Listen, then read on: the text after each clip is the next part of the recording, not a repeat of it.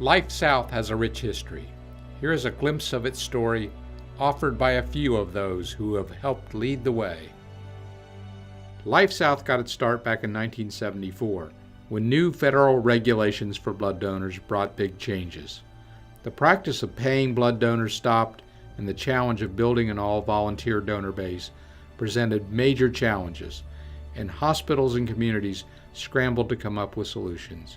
Cooperation, not competition, was seen as the answer. It was difficult because all the hospitals were collecting donors. It was very confusing if you think there's 4 blood centers in Gainesville.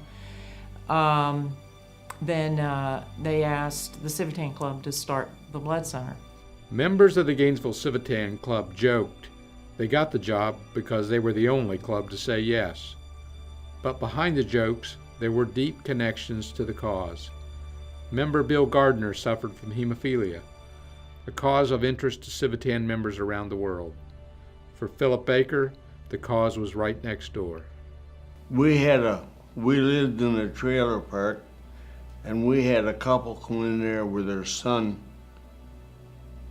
and he needed blood transfusions, and I donated for him. On March 11, 1974, 15 members of the Gainesville Civitan Club backed alone with their own money to start a community blood center in Gainesville, Florida.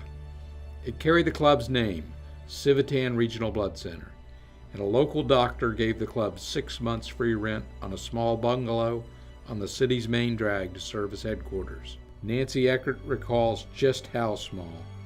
I remember donating there, and the chair was so close to the wall, my feet were up against the wall in the chair.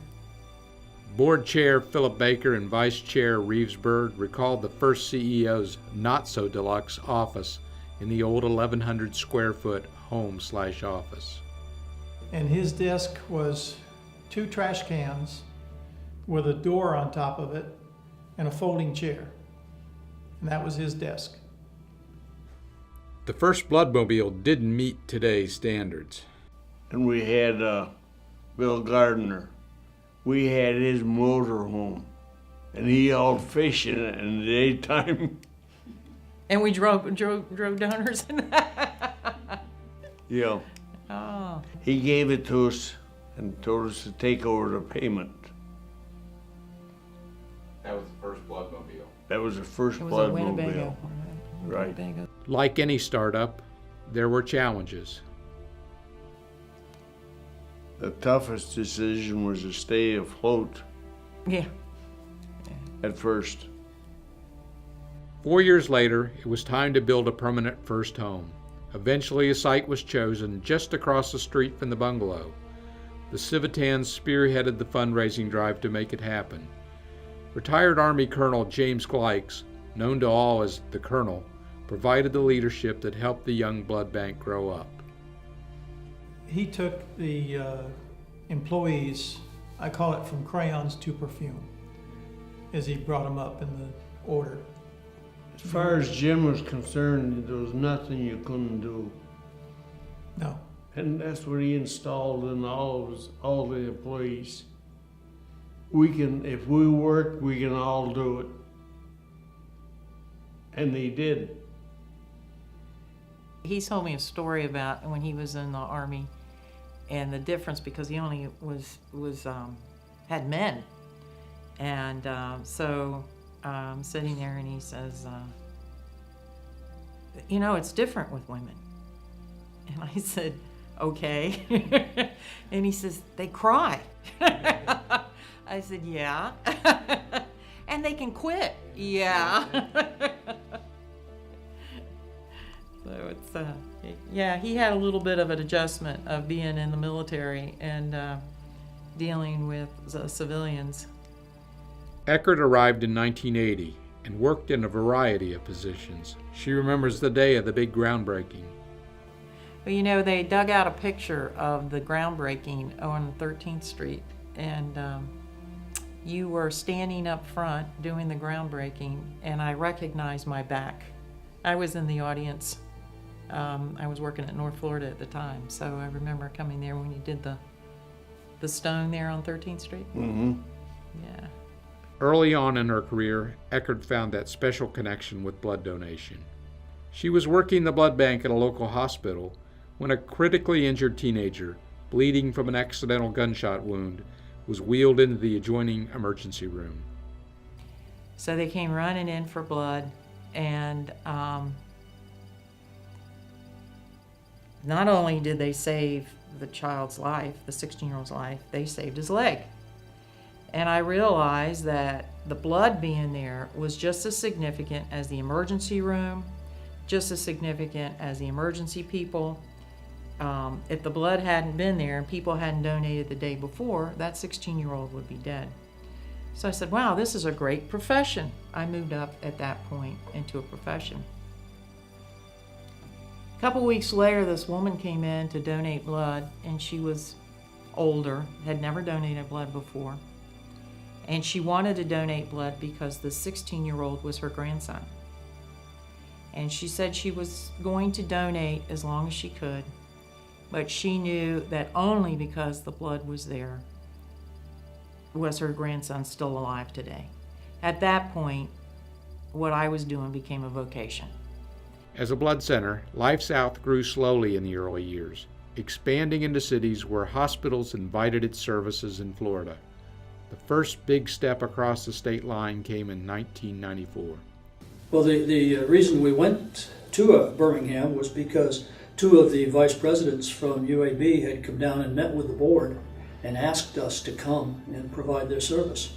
And that was our goal when we went there. We have not really been in an expansion mode based on our own motivation to expand. Anytime we've gone someplace, it's been because we've been asked. Schaefer has worked with 3 different CEOs since coming on LifeSouth's board, and he's been amazed at the changes. When I took over as treasurer, we were probably a $5 million a year revenue business with maybe 60 employees at Civitan and Ocala and Inverness. And then as of last year, we're almost an $80 million a year revenue business with about 770 employees. So just the sheer growth and the service that we've been able to provide to the other communities and the public is my greatest memory and greatest feeling of reward.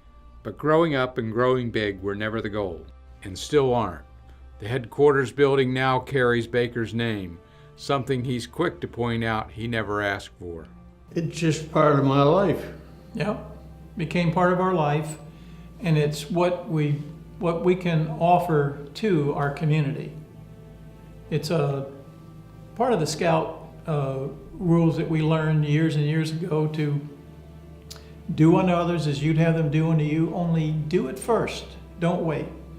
So we've been able to provide millions of people save their lives with blood donations with this project. You can't believe what's happened in 40 years' time. Nobody ever realized it would grow like it did.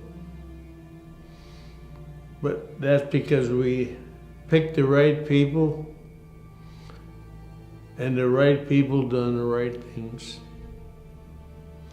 It isn't just one person, it takes everybody. Along the way, the name changed to LifeSouth to represent the growing regional presence that 40 years later supplies more than 100 hospitals. It became a national pioneer in cord blood banking with the start of LifeCord, while the 5 Points of Life Foundation has literally carried the message about the power and the need for donors from coast to coast. I hope we always have a new horizon, something different to do. Because if we don't keep moving forward, you move backwards. And as an organization, we've always seemed to take the next step forward. And so I guess my hope is that we always have something new and something different to move into. Now, 4.4 million donors later, the story continues. In 2013, LifeSouth became the first organization licensed by the FDA to manufacture cord blood in Florida, Georgia, and Alabama. 5 Points has shared lessons about donation with thousands of students, and LifeSouth's donors have saved countless lives. Hearing the stories of those who have been helped continues to provide the spark of inspiration that 40 years ago persuaded a small club in Gainesville, Florida to say yes to a project that no other club wanted. It gets you in the heart. It tells you that somebody is really dedicated to what you're doing or trying to do.